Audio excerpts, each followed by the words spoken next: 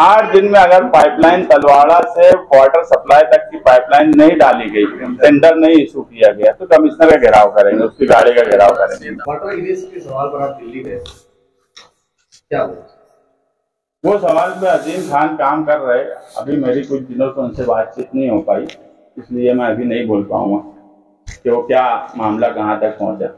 देख रहे हैं अब तक न्यूज चैनल। लेकिन जैसे ही कारपोरेशन का टर्म खत्म हुआ, वहाँ सिर्फ अहदेदार जो बचे नुमाइंदे, आवामी नुमाइंदे, वो एमएलएस थे। और मुझे हैरत है, या शहर को इस बात पर गौर करना चाहिए कि शहर के नुमाइंदे ने वहाँ पर गैर हाजिरी क्यों रखी, और अगर उनको नहीं बुलाया गया तो वो उन्होंने इस बात को गौर क्यों नहीं किया कि ऐसा क्या फैसला हो रहा है जिसको छुपाया गया है, या वो जानबूझ कर नहीं किया। मौजूदा नुमाइंदे के घर में बैठकर वाटर गिरीश के सवाल पर डील हुई, और वो कनेक्शन तुम्हारा दाबाड़ी को पानी देने का और वाटर गिरीश का, ये दोनों कनेक्शन है, और इसमें जो एजेंटगिरी का काम किया गया वो कमिश्नर की तरफ से किया गया। और हम अवामी तौर पे बताएंगे अवाम में जाकर कि वाटर गिरीश और तलवाड़ा का पानी ये क्यों दिया गया, क्योंकि वाटर गिरीश खुद भी एक हमारा कारपोरेशन इलेक्शन से लेकर असेंबली तक मुद्दा रहा है। नागपुर के अजलास में, इससे पहले का जो अजलास था, वहां वाटर गिरीश के सवाल पर एक ऑब्जेक्शन मौजूदा आमदार की तरफ से दाखिल किया गया, मगर क्या वजह थी कि उस पर बोला नहीं गया और वो बात वहीं खत्म कर दी गई। ये भी मालेगांव शहर के सामने सोचने का सवाल है। वो रिकॉर्ड पे है, नागपुर पिछले 2022 के नागपुर अजलास में जो ऑब्जेक्शन दाखिल किया गया वाटर गिरीश के खिलाफ, उस पर एक लफ्ज नहीं बोला गया। आने के बाद उस पर कोई ऑब्जेक्शन नहीं लिया गया। जिस आदमी ने उस ताल्लुक से लेटर बनाया, पूरी मालूमात दिया, वो नदी के उस पार का है। ये दादा भूसे भी सुन ले।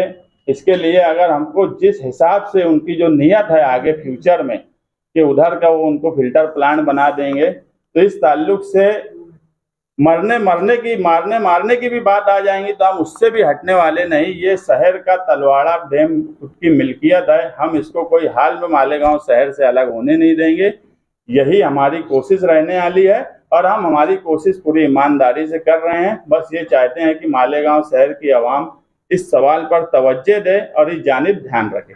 मुझे आज बात बताओ, आज एक अवामी नुमाइंदा, उन्होंने एमएलए रहते हुए जिला कलेक्टर से लेके कमिश्नर पाड़ बंधारे डिपार्टमेंट, उन्होंने कितना ऑब्जेक्शन दाखिल किया, कितनी मीटिंग जिला कलेक्टर से ली पानी के सवाल पे।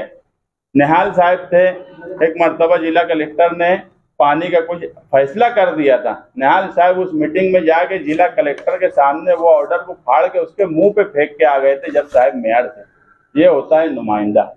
इन्होंने, अगर इनकी रजामंदी नहीं है, अगर मुझे बोला गया है कि कमिश्नर के बंगले पे बैठ के सब बातचीत तय हुई, इन्होंने आज तक 4 साल के पीरियड में कितना ऑब्जेक्शन दाखिल किया है जिला कलेक्टर से लेके पाड़ बंधारे, कारपोरेशन या गवर्नमेंट खाते में? आज तक मेरी मालूमात में कोई ऑब्जेक्शन दाखिल नहीं हुआ। तो इसका क्या मतलब लिया जाए?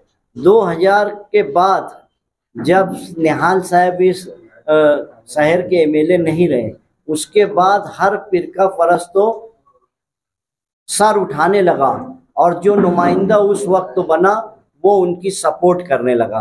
इसलिए दादागिरी से ये काम किया गया। अगर हमको हमारा जो आज पानी जो मुख्तस है 2043 तक का 6.5 लाख की आबादी का, आज शहर के अंदर 10 लाख से ऊपर की आबादी हो गई है। आप चारों तरफ देख लीजिए। अगर ये सब था तो कमिश्नर को क्या नहीं समझ रहा है क्या इस शहर में आबादी तेजी से बढ़ रही है, या इस मिनिस्टर जो है ये नहीं चाहता क्या यहाँ पर मुसलमानों की जो पनाहगाह है मालेगांव शहर, वहाँ पर मुसलमान की आबादी बढ़े? ऐसा नहीं चाहता है क्या? वो खुला जो है हमारे साथ नाइंसाफी कर रहा है, और यहाँ के एमएलए और जो दूसरी पार्टियों के लोग हैं वो खामोश तमाशाई बने हुए हैं। वो ये नहीं चाहते कि इस शहर में जो बहुत तेजी से रोजगार भी देता है और बहुत तेजी से अक़लियतों की हिफाजत करता है, तो ये काम नहीं होए। इसके लिए हर मुमकिन कोशिश आरएसएस और फिरका परस्तों की तरफ से की जाती है। ये हमारी पाइपलाइन जो है 10 साल पहले ही बदल देना चाहिए था। अभी आया है पाइपलाइन का बहाना बनाकर हमको सिर्फ कम पानी तलवाड़ा डैम से देते हैं, चंकापुर की तरफ से हमको कम दिया जाता है ताकि हम ज़्यादा जो है खराब पानी लेवें, जो कुदरती तौर से अच्छा नहीं है गिरना डैम का पानी, वही पानी हमको दिया जाता है। और एक साजिश ये चल रही है कि उस नदी उस पार सिर्फ उनका डैम हो जाए और नदी इस पार हम गिरना डैम करें, ये भी एक साजिश है। अगर इस शहर को अगर ये शहर चाहता है कि ये सब नाइंसाफियाँ रुके और जो नुमाइंदा नहीं बोलता है, जो पार्टियां नहीं बोलती है, उनके साथ ना रहा जाए, अगर ऐसा फैसला करेंगे तो हम आने वाली नस्लों को बचा सकेंगे।